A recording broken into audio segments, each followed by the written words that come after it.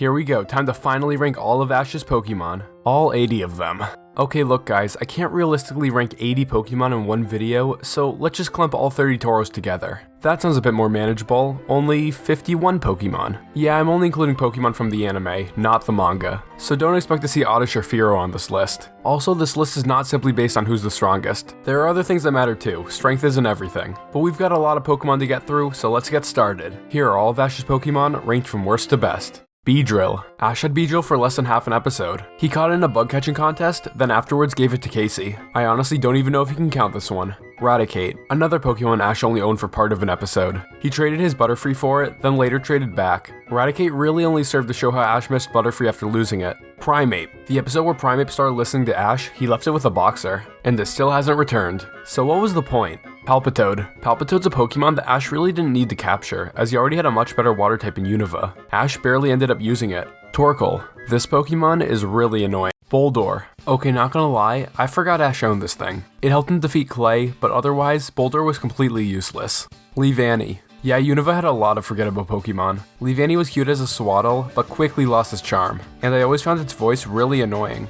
Unfezant. It did alright while battling Skyless Swanna. That's literally the only positive I can think of. Swellow. Let's move on to the other boring bird. Swellow does have one advantage over Unfezant. Thunder Armor. It's dumb, ridiculous, and breaks pretty much every rule of Pokemon, but that's why I kinda love it. Scraggy. Wouldn't it have been cool if Ash owned a Scrafty, but unfortunately, this was all we got. Just kinda boring. Glalie. Here's another forgettable Pokemon. I wish Ash had brought Snorunt to Sinnoh, so it could have evolved into the much better designed Frostlass. It could have also been Ash's first ghost type. No, Haunter doesn't count. Tauros. Why did Ash need to catch 30 Tauros? Isn't one enough? And it doesn't help that the episode he caught them in got banned, which was definitely confusing. Kingler. Ash caught Krabby very early in the series, but didn't use it until the Indigo League, where it evolved into Kingler and learned 4 new moves in the process. How? Muck. This Pokemon loves to hug Professor Oak. That's it, that's Muck's entire character. But I did love how it was able to be an overpowered Bellsprout with one body slam. Pignite. It was abandoned as a Tepig, Ash took it in, and it evolved and beat its previous owner. Basically a discounted Infernape, although Pignite did defeat Cameron's Hydreigon.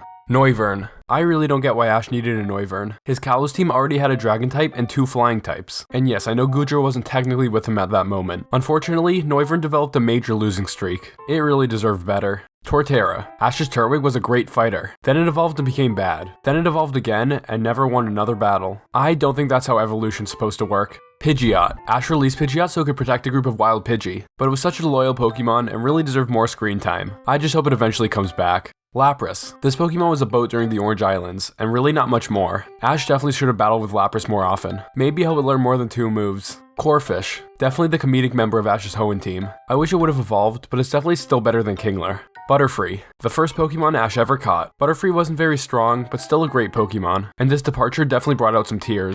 Heracross. Heracross had some impressive wins, such as against Gary's Magmar and Nando's Kricketune. However, it had a severe lack of screen time compared to Ash's other Johto Pokemon. Totodile. This Pokemon is always happy, and I love it. Ash could be losing and Totodile would still be dancing about, if only it were a bit stronger. Poipole. I really wish Ash had kept Poipole, but it does make sense that he didn't. I mean, it is an Ultra Beast after all, but that one episode with Poipole and Minior, that was beautiful. Donphan. It's cool that Ash brought Phanpy back while in Hoenn, where it eventually evolved. That's definitely something I wish we saw more of. But as for Donphan, it's alright. Meltan. This thing is so adorable. Meltan always just wants to have a good time, and I love how it defeated Faba's Alakazam.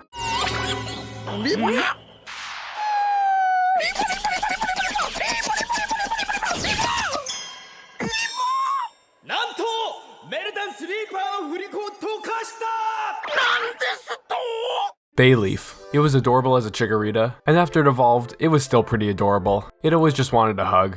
Rowlet. At first I wanted it to evolve, but honestly, I'm okay with Rowlet staying the way it is. Lazy, but still able to hold its own in battle. Snorlax. Speaking of lazy, here's the big one. Snorlax is definitely one of Ash's strongest Pokemon. I mean, it knew 6 moves at one point. Confirmed, Ash hacks. Aipom. Definitely one of Ash's most interesting Pokemon. Aipom followed Ash to Sinnoh, but decided it would rather compete in contests than gym battles. Ash later traded it for Dawn's Buizel, and unlike Butterfree for Raticate, this trade actually made sense. Speaking of which, Buizel. It's really tough and loves to battle, perfect for Ash. It would have been cool if it evolved though. Quillava. Cyndaquil was definitely one of Ash's toughest Johto Pokemon, and it was awesome how it came back for the Sinnoh League and evolved. Talonflame. This bird is definitely one of the strongest. I mean, it evolved while battling Moltres. Granted, Talonflame did lose, but it was still pretty impressive. Noctowl, Ash's first and only shiny Pokemon. Noctowl is a good battler and also Ash's only psychic type, and I love how it got a fresh set of moves for the Sinnoh League. Lycanroc. Kukui gave Rockruff to Ash, and it always had a burning spirit for battles. It would often stay up late training, and eventually evolved into the rarest and objectively best form of Lycanroc.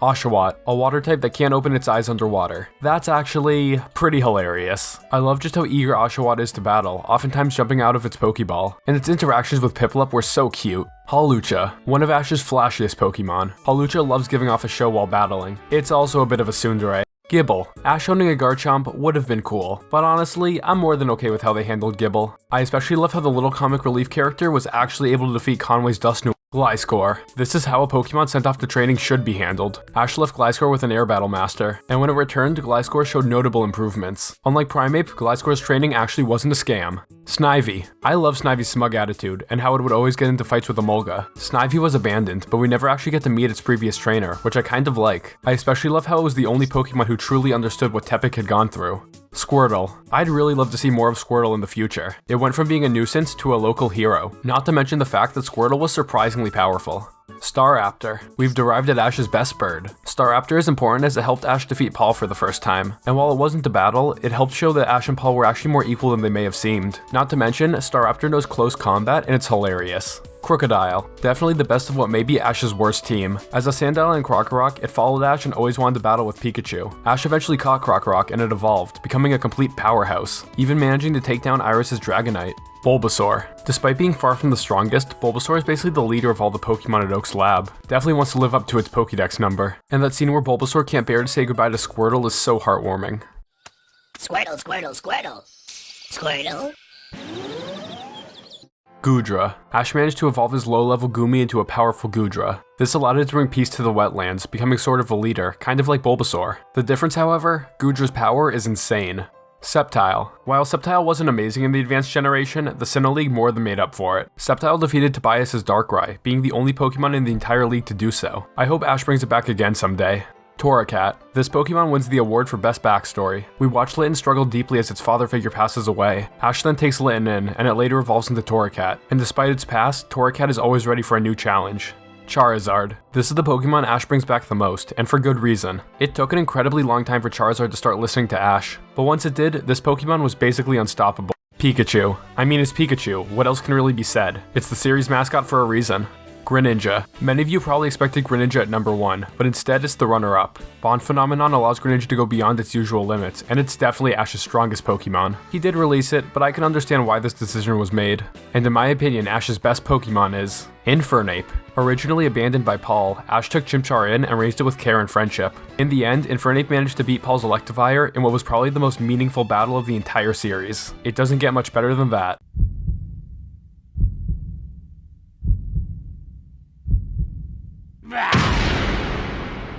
But I'd love to know which of Ash's Pokemon you think are the best, or worst, so let me know in the comments. Thanks for watching, and let's see how this Alola League turns out.